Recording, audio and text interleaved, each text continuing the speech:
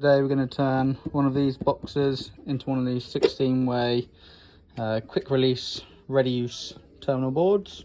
The thing we need to do is drill the right holes. So today we'll be using these measurements for the bottom edge, and then these are measurements for the side edge.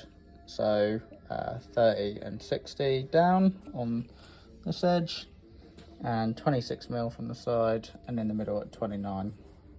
Down. Long face, I've got one drill mark here, one drill mark here at 30 and 60mm down. And on the bottom face here, where the inputs are going to go, I've got one here at 26mm in, and middle way 29 and 29. So on your pilot holes, you'll need a 3/8 drill bit for these ones alongside, and you'll need a half for the bottom one. So the next thing you need to gather is this 16-way connector for the input, a 4-way connector for the hum temp, and this 5-way connector for the maxi met. And that you'll need for the 16-way connector. And these are the nuts you'll need for the 4 and 5-way connector. Rings you'll need for the 4 and 5-way connector, which just go down there. And there. And these are the O-rings you'll need for the 16-way connector. Next thing you'll need is 8 of these blue Phoenix connectors terminal blocks, and 8 of these red ones, and 2 of these retaining pins for the DIN rail.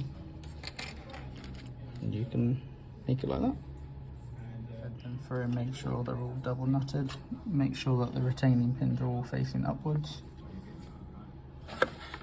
on the same side. What you have to do is terminate, label, and put ferrules on all these connectors here, like so. The part number for the cable management. This is the part number for the ferrules we're using. Wiring it in accordance with that document there. Right, so now you've ferruled and labelled them all up and put the cable management systems in on all of them.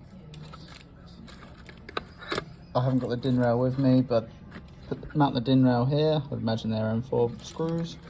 Put that on there, and then put the ferrules in. Again, I'm going to use this document here, Amos 3000 looms, and wire it in accordance with that. So you wire it up of the inputs all on the right hand side, and the outputs all on the left hand side. And then what you want to do is tighten up these double nuts. So the 16-way uses this 3/4 inch, and the 4 and 5-way uses 11/16. What to do is to attach the box to its backing plate, and I'm going to use these M4 16s, and there's the part number for it there. The M4 washers with the part numbers there, and these nylocks here. I've got some DIN rails we can install those.